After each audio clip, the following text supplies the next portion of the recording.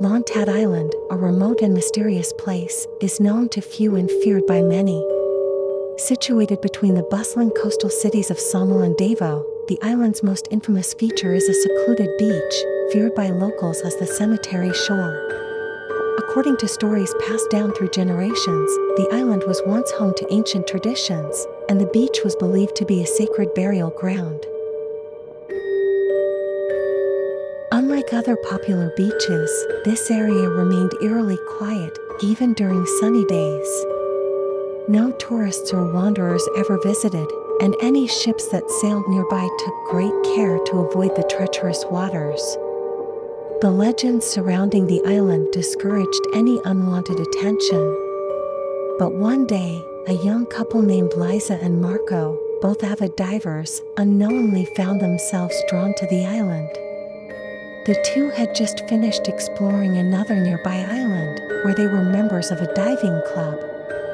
They rented a boat to take them across, thinking they would be safe and sheltered, but little did they know they were heading straight into the heart of an ancient curse. The day started clear and calm, but out of nowhere, the weather changed.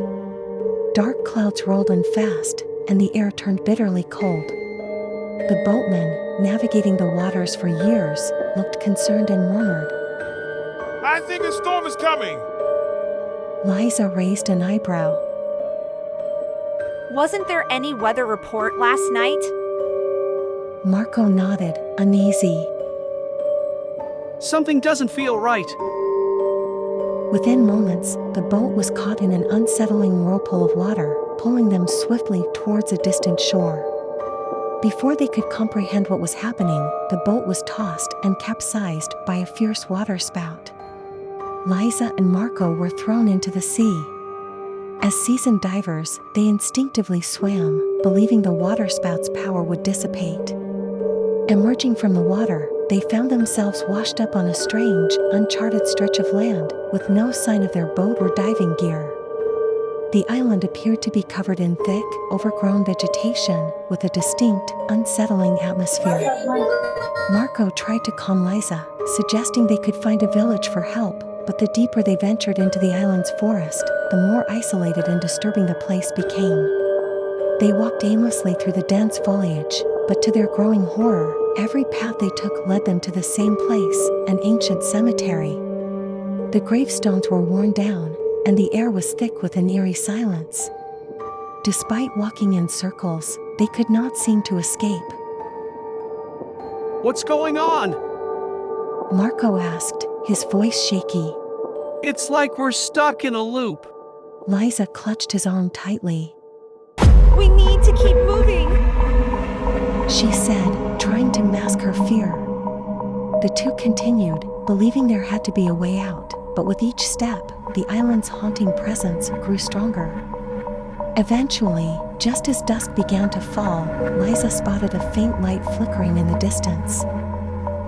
There! Do you see that? She exclaimed. They hurried toward the light, hoping for some sign of help. As they approached, they found themselves standing in front of an old, crumbling house, hidden in the middle of the graveyard.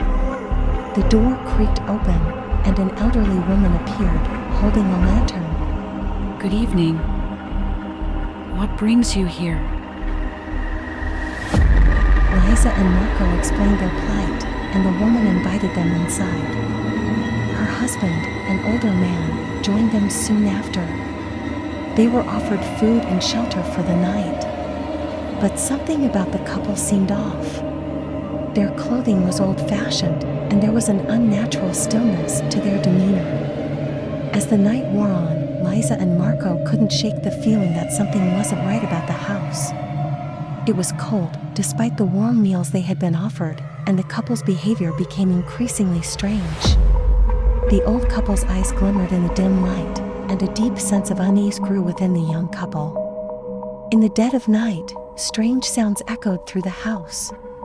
Marco, sensing that something was wrong, suggested they sleep, but the unnerving noises only grew louder.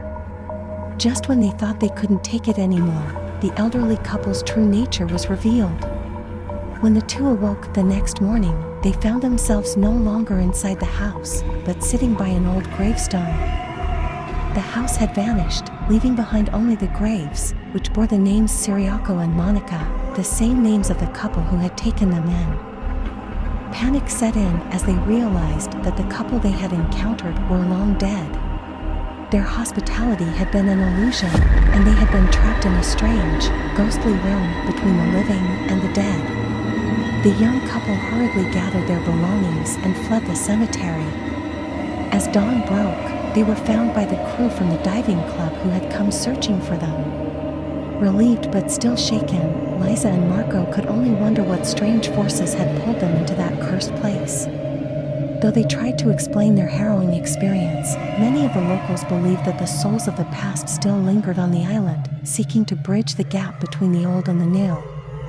The couple, forever changed by their ordeal, never returned to Lantad Island, but the memory of that night haunted them for years to come.